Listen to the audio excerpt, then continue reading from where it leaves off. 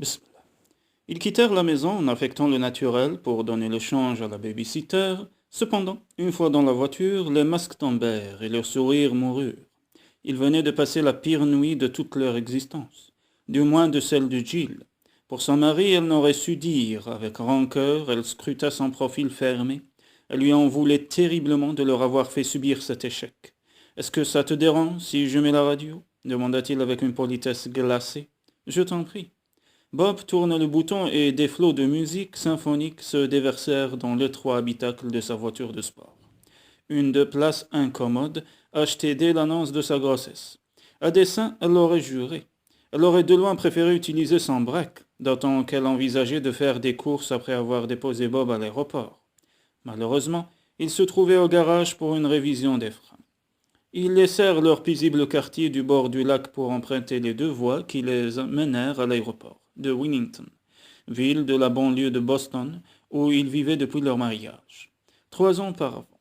Vers l'est, le soleil matinal étincelait à travers les bois encore dénudés d'avril. « Il ne nous reste pas beaucoup de temps pour régler cette affaire, » dit Bob. Un amer sourire aux lèvres, Gilles détourna la tête. On se serait cru en plein conseil d'administration. Qu'y a-t-il à régler? La question des avocats. Tout d'abord, je préférerais que tu attendes mon retour pour prendre contact avec un cabinet. Un espoir fou emplit le cœur de Jill. Fou, parce que c'était elle, l'instigatrice du règlement de compte de la veille. Nous pourrions consulter ensemble Mark Hillman, reprit Bob. Il s'est toujours occupé de nous. Il me semble peu opportun de mêler un inconnu à nos affaires maintenant. Tu penses que nous devrions prendre un seul avocat? Bob fourragea dans ses épais cheveux noirs. On peut se séparer sans se battre comme des chiffonniers, non? La gorge serrée, Gilles opina. Tu as probablement raison. Qu'aurions-nous à contester de toute façon? J'imagine que tu ne me disputeras pas la garde de Maddy, ajouta-t-elle amère. Un muscle de la mâchoire de Bob tressauta. Son ton n'en était pas moins égal quand il répondit par la négative. Et la maison, s'enquit-il? C'est la tienne, tu l'as choisie et payée, c'est moi qui dois partir. Gilles ne voulait même pas envisager de rester dans cette demeure, non qu'elle ne l'aimât pas. Cependant, elle ne gardait que de mauvais souvenirs de l'année où elle y avait vécu, seule et malheureuse. « Je ne me vois pas vivre dans 10 pièces, répliqua Bob. Alors si tu veux la garder, pas question. Je prépare immédiatement mes valises. C'est idiot. Dès mon retour, je déménage. Je suis plus mobile que toi et la petite. Si, aux yeux d'un observateur extérieur, le désintéressement de Bob pouvait passer pour de la sollicitude, Gilles n'y voyait que la marque de son empressement à fuir les lieux. « Prends le temps de chercher un logement, » ajouta-t-il. « Tu veux bien rester jusqu'à ce que la maison soit vendue. » Il marqua une pause, sourcils froncés. « Où iras-tu »« Je ne sais pas encore, probablement chez moi, dans l'Ohio. » Bob hocha la tête, naturellement. Quelque chose dans le ton de sa voix fit relever la tête à Gilles. C'était comme s'il n'avait jamais envisagé d'autre solution. « Et toi » demanda-t-elle. « Je vais sans doute retourner à Shawmut Gardens, c'est-à-dire dans l'immeuble qu'il habitait au moment de leur rencontre. J'aimais bien mon appartement. » Le ton neutre, l'expression détachée, étaient ceux d'un automate. Si la perspective de cette séparation affectait Bob, il le cachait bien, comme il cachait tous ses sentiments. La veille même, alors que Gilles se trouvait dans un état proche de l'hystérie, il était resté d'un calme olympien. En vérité, elle comptait trop peu à ses yeux pour que la situation pût l'émouvoir le moins du monde. Ils arrivaient en vue du parking de l'aéroport lorsque Bob négocia le virage. Le soleil éclaboussait son visage à travers le pare-brise et le cœur de Gilles se mit à battre plus fort. À 31 ans, avec son visage au trait viril et son corps bien musclé, Bob était bel homme, le genre en tout cas sur lequel les femmes se retournent. Dans son impeccable costume cardin, gris anthracite, porté sans cravate et avec une chemise gris pâle au col entrouvert, il semblait parfaitement sûr de lui, et même au teint. De subtils effluves de son luxueux après-rasage flottaient dans l'air. Le regard de Gilles s'attarda sur ses sourcils sombres et perpétuellement froncés. Ses pénétrants yeux bleus, pourvus de cils noirs et épais, son nez droit, sa bouche sensuelle avec sa lèvre inférieure plus pleine, sa mâchoire carrée. Si Bob était incontestablement beau, ce n'était pas uniquement son physique qui le rendait si attirant. Il possédait des qualités plus profondes. Dès leur première rencontre, Gilles avait été subjugué par son dynamisme, son intelligence, sa force intérieure, formant un tout qu'elle appelait présence. Gilles sursauta. C'était bien le moment de vanter les mérites de Bob. Furieuse de cette impardonnable faiblesse envers un homme qu'elle n'aimait plus, elle reporta son regard sur la route. « Mon seul souci, reprit-elle, c'est l'intérêt de Maddy. Je subviendrai à ses besoins, cela va sans dire, et au tien, ajouta-t-il en garant la voiture. Je n'ai besoin de rien, riposta Gilles. Avec mes diplômes et ma petite expérience professionnelle, j'arriverai bien à dénicher quelque chose. Tout en prononçant ces paroles, Gilles sentit ses yeux la piquer.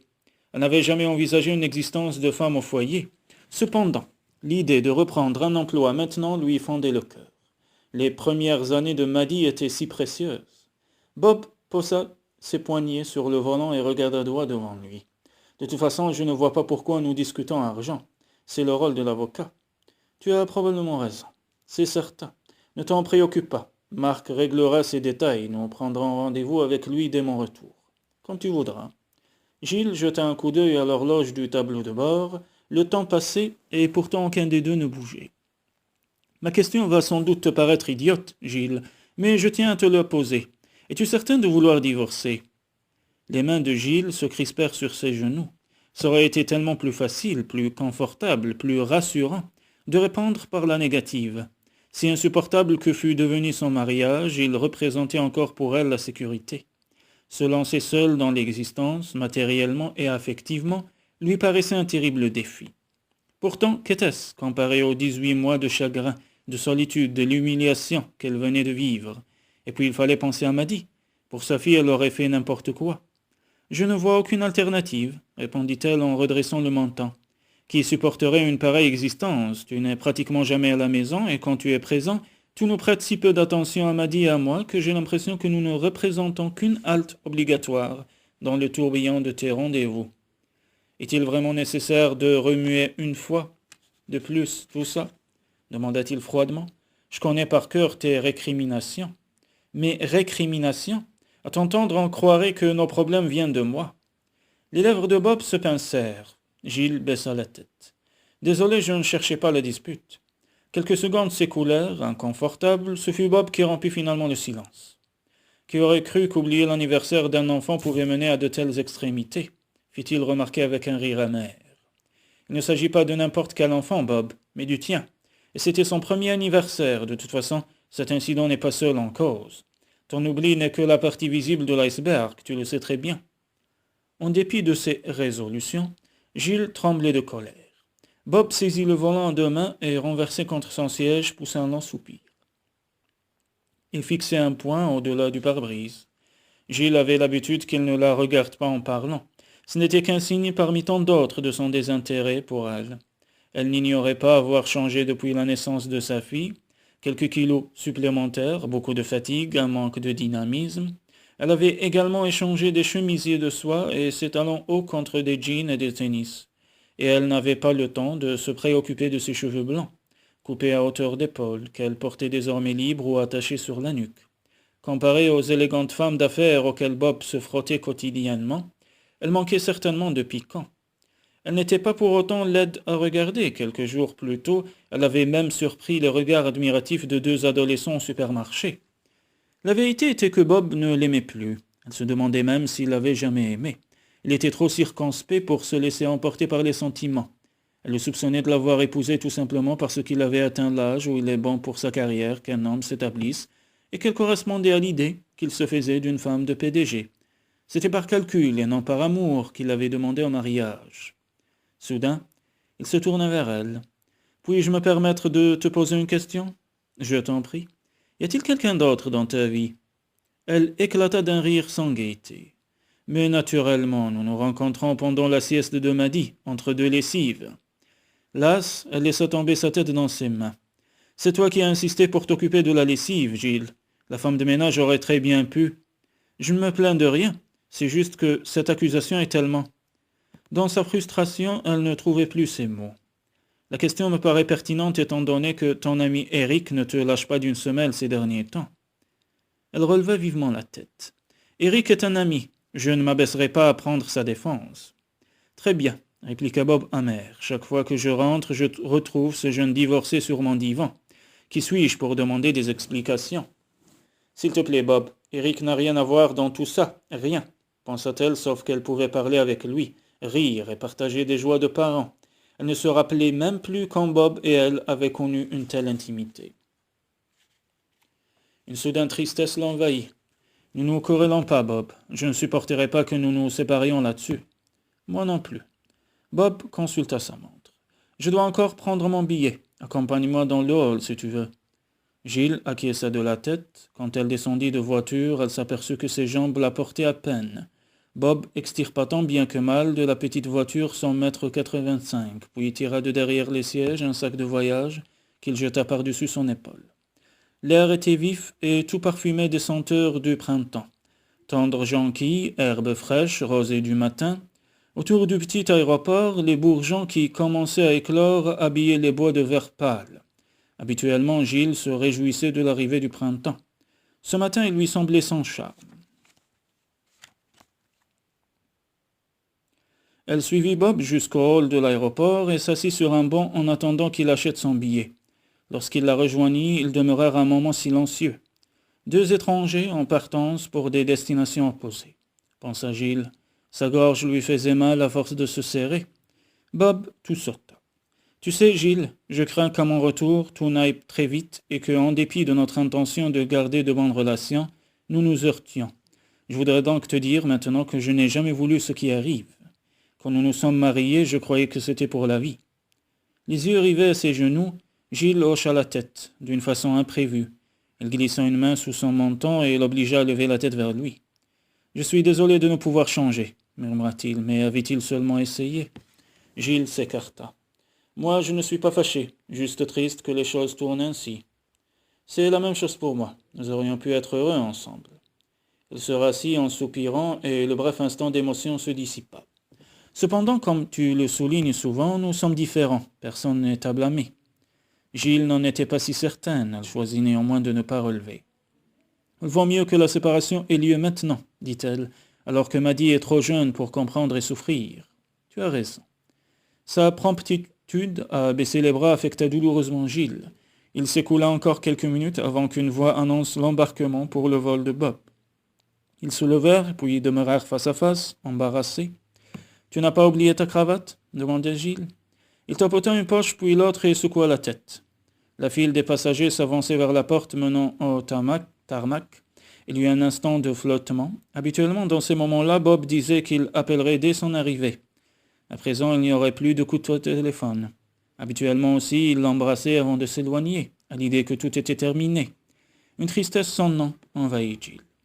Non, elle n'éclaterait pas en sanglots, pas maintenant, elle se força à respirer calmement. Le dernier passager avait disparu, l'employé fit signe à Bob de se hâter. « Je dois y aller, » dit ce dernier, se tournant vers Gilles. Il ramassa son sac et sa serviette. « Ça va ?»« Oui, naturellement, » répliqua Gilles, se forçant à sourire. Bob recula dans son regard, qui l'enveloppait une dernière fois.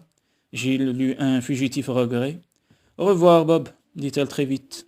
Il serra ses lèvres, lui adressa un bref signe de tête et tourna les talons. L'instant d'après, il avait disparu. Terrassé par le désespoir, Gilles baissa la tête. Toutefois, s'apercevant que l'employé la considérait avec un mélange de sympathie et de curiosité, elle se força à se redresser. Par le vaste panneau vitré qui donnait sur la piste, elle vit Bob bondir souplement sur la passerelle d'embarquement. De la porte de l'avion, l'hôtesse de l'air l'interpella en riant.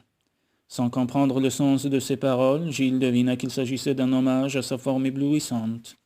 Elle posa une paume sur la vitre, comme si par ce geste elle pouvait capter une dernière fois un peu de son charme, de sa confiance en lui, de son dynamisme. Au même instant, il s'engouffra dans l'avion et disparut de sa vue. « Au revoir, Bob » murmura-t-elle. Lentement, elle glissa la main dans sa poche. Un chapitre de l'histoire de sa vie se terminait. Il ne lui restait plus qu'à s'éloigner. Elle devait encore faire des courses avant de rentrer relayer Madame O'Brien. Ensuite, elle appellerait sa mère pour l'informer de sa décision. Gilles étouffa un gémissement. Elle redoutait tellement d'entendre le fatidique « Je t'avais pourtant prévenu ». Les portes de l'avion se refermèrent, les moteurs vrombirent. Malgré elle, Gilles repensa à cette soirée où, 3 ans plus tôt, elle avait annoncé son mariage à ses parents. « Mais Gilles, » avait objecté sa mère, « que sais-tu de lui, à part le fait qu'il est ton supérieur hiérarchique ? Peux-tu vraiment affirmer le connaître après seulement 2 mois de fréquentation? Naturellement qu'elle le connaissait. Bob Morse était l'homme le plus séduisant, le plus dynamique et le plus intelligent qu'elle eût jamais rencontré. Que sais-tu de son milieu social, de ses antécédents familiaux? Gilles raconta à sa mère le peu qu'elle savait, dont il lui faudrait bien se contenter. Qu'il était originaire de l'Oregon, enfant unique, de parents tous deux décédés, qu'il était venu étudier dans l'Est et y était resté après l'obtention de son diplôme parce qu'on lui avait proposé une situation intéressante dans la firme d'électronique où il était en stage.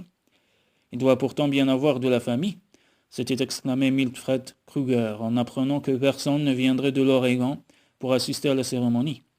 La mère de Jill attachait une grande importance aux liens familiaux. Que faisaient ses parents? Avait-elle insisté. Quelle importance? Avait répliqué Gilles. C'est l'homme que j'épouse, pas sa famille. Le regard de Gilles vagabondait sur l'appareil dont le fuselage étincelait au soleil, tandis que ses pensées, résolurent, tournaient vers le passé.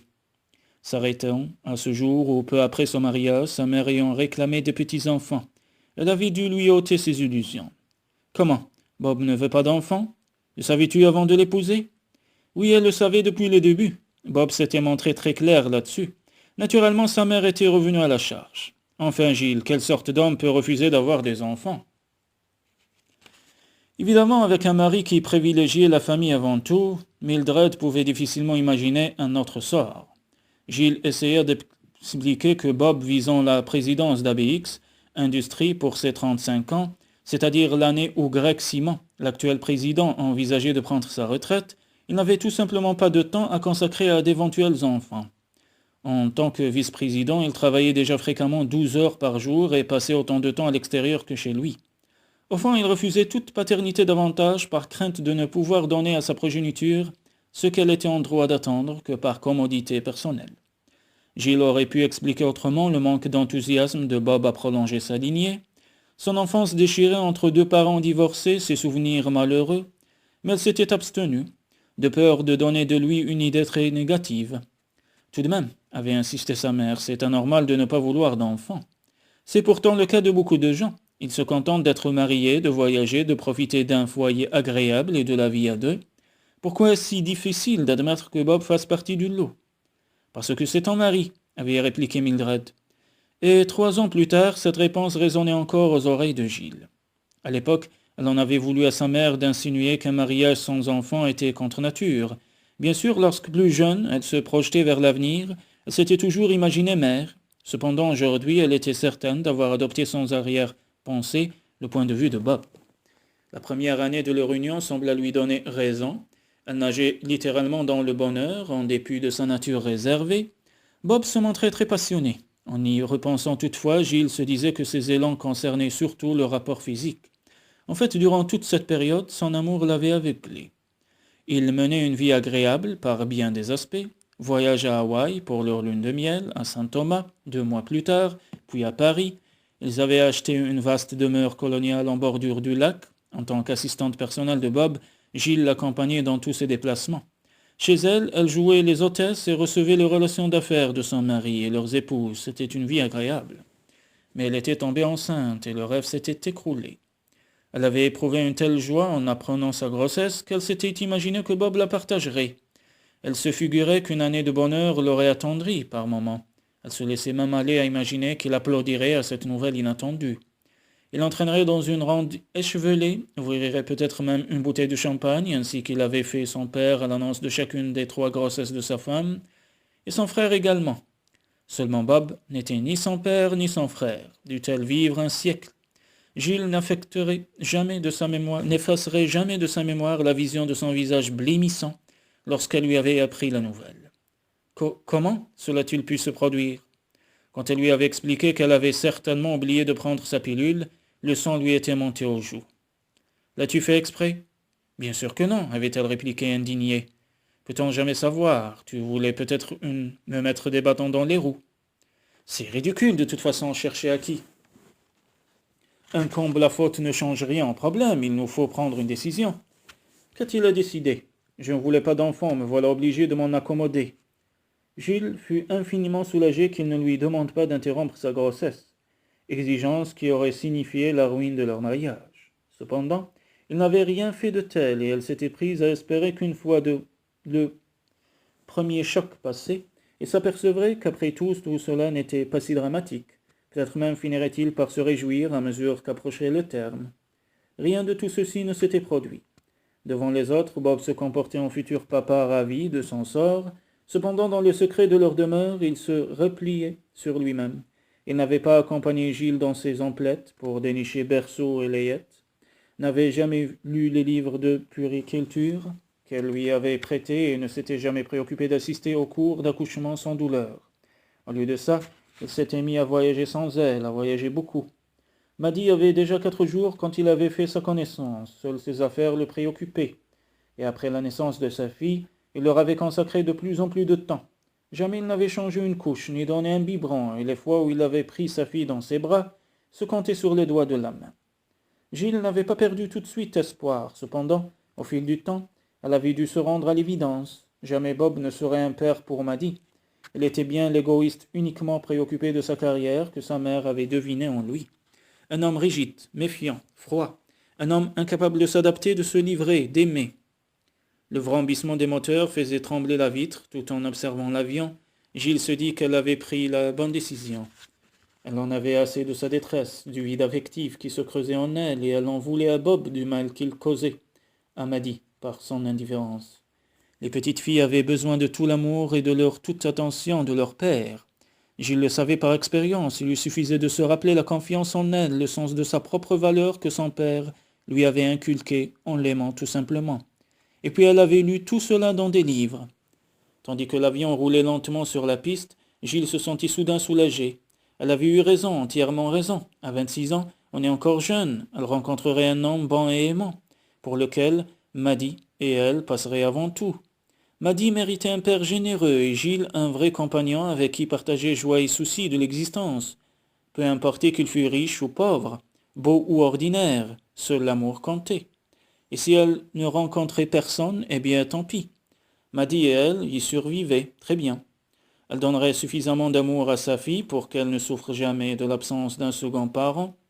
L'appareil amorça son décollage. « Va, Bob », pensa-t-elle comme il prenait de la lenteur. « Va pourchasser tes rêves égoïstes. Tout m'est égal, Maddy et moi serons beaucoup plus heureuses sans toi. » Le soleil luisait sur les ailes de l'avion. Gilles poussa un profond soupir. La rupture était consommée. C'en était fini des doutes. Elle s'apprêtait à se détourner quand elle remarqua l'étrange danse de l'avion dans les airs. Intriguée, elle s'immobilisa. L'appareil survolait maintenant un bois. Elle se crut le jouet de son imagination quand les ailes reprirent leur mouvement de balancier. Elle retint son souffle. Il se passait quelque chose d'anormal et la suite des événements ne fit que confirmer ses craintes.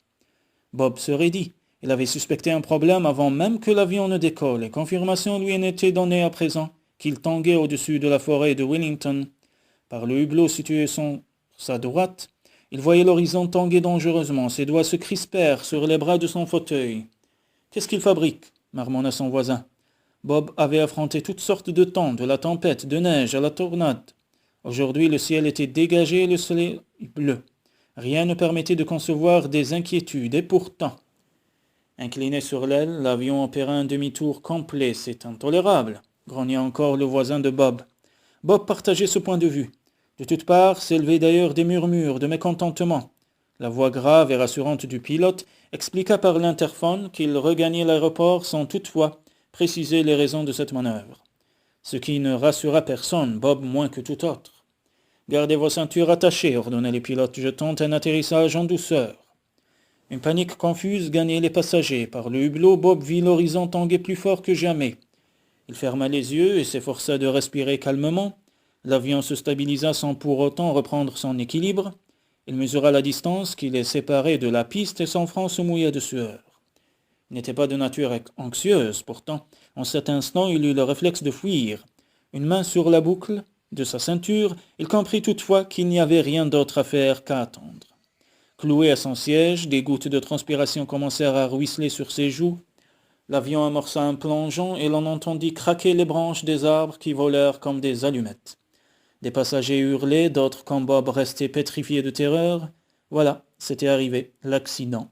L'accident épouvantable allait se produire. Et soudain, la forêt s'évanouit, Laissant place à la piste, l'avion descendait, non, il tombait à une allure vertigineuse, comme un train lancé à toute vitesse. Bob se tordit le cou afin d'apercevoir. D'apercevoir quoi?